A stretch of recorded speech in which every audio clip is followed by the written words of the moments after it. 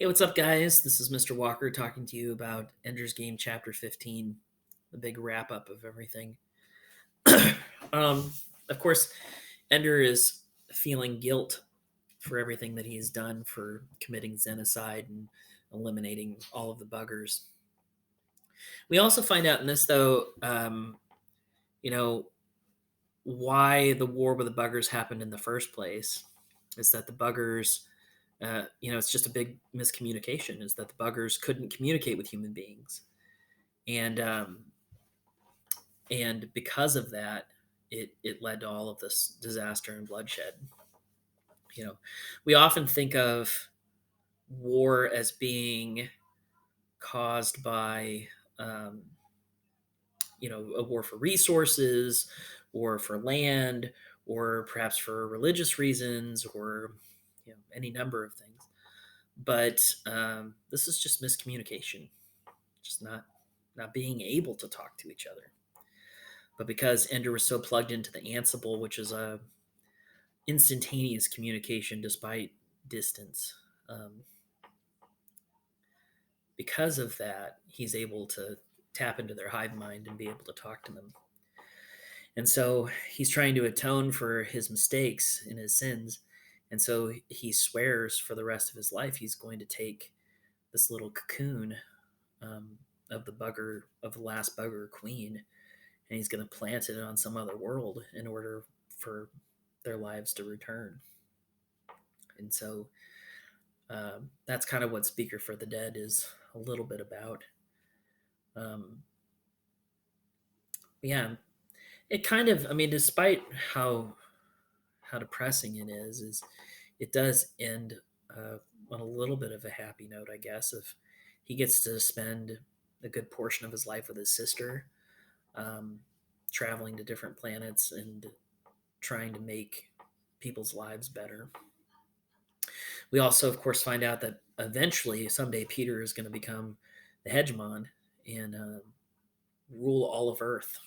Um, that's also what the Shadow series is about later. So we have Ender's Shadow, um, which is about Bean. Excuse me. And then we have Shadow of the Hegemon, which is Bean helping uh, Peter become the hegemon. I haven't read that one, but I hear it's really good. I should read it. Um, so yeah, that's the it's kind of the conclusion of things.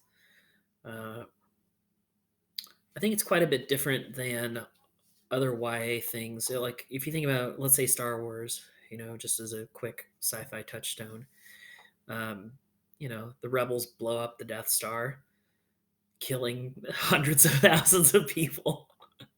Or they blow up the second Death Star in Return of the Jedi that's still under construction, presumably with civilian workers that have been contracted to to build this thing. And everybody's a hero, and look, we killed the bad guys and we've murdered hundreds and hundreds of thousands of people, but we're the good guys, so that's okay.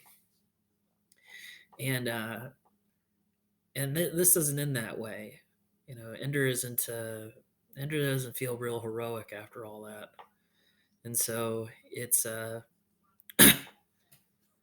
think that's a nice contrast. Is it does not glorify war. I mean, when it does glorify the training of war, it always makes you step back a little bit and go, "Oh God, these are child soldiers.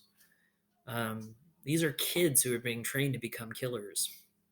And the Shadow series, I think, deals with that a little bit more in Shadow the Hegemon. Is that um, you know Battle School was established for years to train these kids to be the ultimate killers. And now Battle School doesn't have to exist anymore because the buggers are gone. So now take all of these child soldiers and put them back into society. Now what are they going to do? It's horrifying. It's just absolutely horrifying. Um, and so that's kind of what future books are about. So be sure to check out some of those.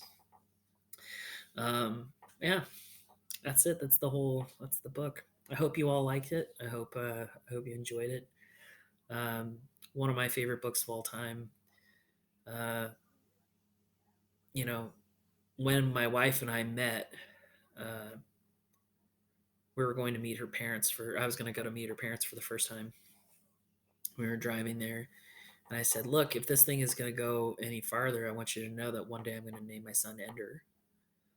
And she said, "Yeah, I can handle that. That's fine." I was like, "Have you read it?" And she goes, "No, but I will." I go, "Okay." And so she read it. And she goes, "Yeah, I'm fine with that. We can name if we have a kid at some point." We'd only been dating for a few months. That's a weird thing for a like for a guy to say to the person he's dating. But anyway, so when our son was born, we decided on Duncan, which is my mother-in-law's maiden name, and the middle name is Ender, so he's Duncan Ender Walker, and so I've loved this book so much. I had to have my son's name had to be that. Um, so yeah, hope you enjoyed it as well. If you enjoyed it enough, you have a daughter, name her Petra. If you have another son, if you have a son, name him Bean or Bonso. All right, thanks so much.